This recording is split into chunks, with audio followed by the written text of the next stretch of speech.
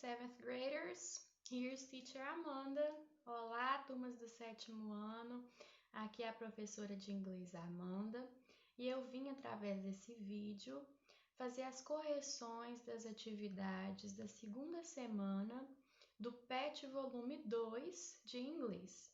Prestem bastante atenção, me acompanhem e aí as alterações que se fizerem necessárias, vocês façam no caderno. O PET pode corrigir no próprio PET, o importante é estar com as atividades todas certinhas, ter o registro, para depois vocês me enviarem as fotos, combinado? Vamos seguir aqui então, tenham paciência comigo que eu sou meio novata nisso de vídeo, de fazer essas edições, não estou muito boa ainda não, mas eu vou tentar. Vamos lá. Ok, aqui a gente tem a primeira atividade. Leia o cartoon abaixo e o texto destacado ao lado. Aqui no cartoon a gente tem o seguinte texto. My students speak American and then Batman comes, right? A gente tem uma pessoa, um professor, tá falando dos meus alunos, né? Então ele diz assim, os meus alunos falam inglês e aí o Batman vem e de repente acerta esse professor e fala assim, be an educator, seja um educador. Vamos ler aqui o texto destacado do lado, então, para ver o que tem a ver com esse cartoon. Tá falando assim, a natural phenomenon which does not depend on one's wish for it to happen or not. O que é isso? A variação linguística, então, nas atividades da semana 2, nós continuamos falando sobre variação linguística, que foi o tema da semana passada, se vocês bem se lembram, né? Até enviei um vídeo explicando esse fenômeno da variação linguística, então aqui retrata novamente isso. A variação linguística é um fenômeno natural que não depende do desejo de alguém para acontecer ou deixar de acontecer. Então, eu não posso assim querer que tenha uma variação ou não querer e isso vai fazer com que ela exista ou não exista. Não é assim. Ela é um fenômeno natural que depende de condição social, depende de região aonde que eu moro. Tem vários fatores econômicos que determinam uma variação linguística. As próximas atividades são relacionadas aos dois textos aqui. Na number 2, olha, em relação à imagem, responda. O mais importante é respeitar a norma padrão da língua? Tá falando isso? Que a gente tem que seguir à risca aquela linguagem culta? Não, né? E os estudantes devem estudar o inglês americano? Esse é o foco do texto? Também não. Ou um bom educador deve valorizar e respeitar as variações linguísticas, evitando assim o preconceito linguístico? Acho que agora a gente chegou na resposta certa, não é verdade? Então, tá marcadinho aí. Confere com a de vocês, por favor. Seguimos. Bom,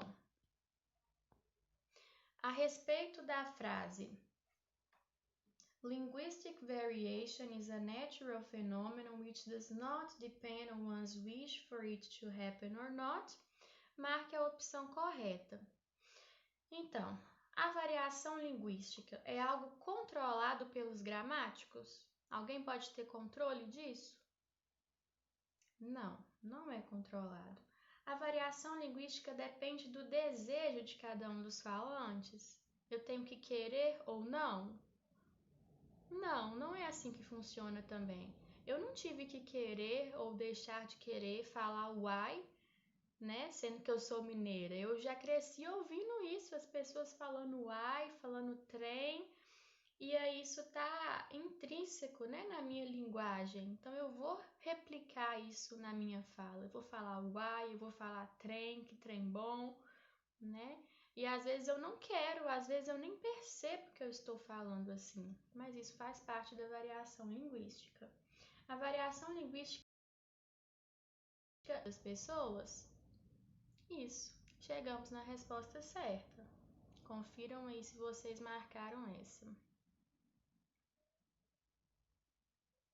e o xizinho, indicando a resposta correta. Vamos ler aqui sobre as fábulas. As fábulas são narrativas muito populares. Nela, os animais falam e possuem características humanas.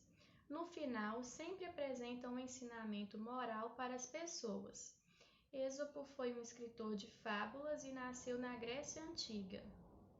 A fábula que apresentamos se chama A Raposa e as Uvas. Leia o seguinte texto. Então, aqui tem uma introdução sobre qual tipo de texto é a fábula e depois a gente lê a fábula que vai seguir aqui na próxima atividade. Vou fazer a leitura rapidinho aqui com vocês. The Fox and the Grapes. Acompanhem comigo, viu? Para vocês ficarem antenados aí na pronúncia das palavras, que conta muito no inglês. A fox one day spied a beautiful bunch of ripe grapes hanging from a vine trained along the branches of a tree. The grapes seemed really burst with juice, and the fox's mouth watered as he gazed longingly at them. The bunch hung from a high branch, and the fox had to jump for it. The first time he jumped, he missed it by a long way.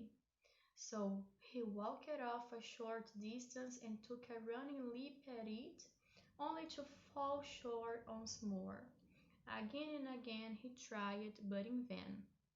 Now he sat down and looked at the grapes in disgust. What a fool I am, he said. Here I am wearing my coat to get a bunch not worth gaping for. And off he walked very, very scornfully.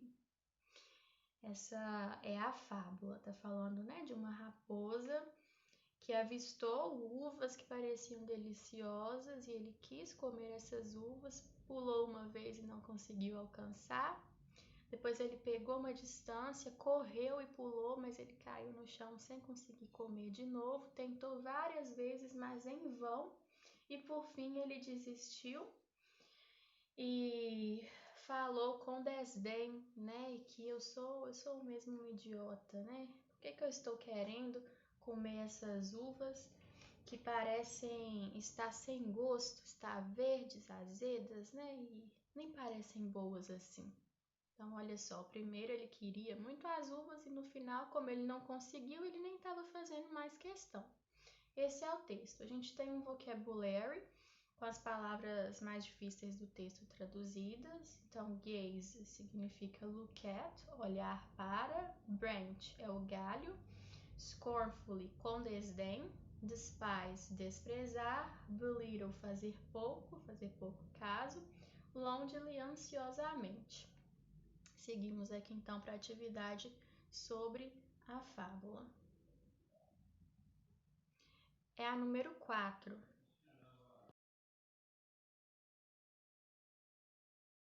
Fábula com a ideia principal de cada parágrafo. Então aqui a gente tem as ideias e lá na atividade do PET a gente tem cada trecho. Trecho 1, 2, 3 e 4.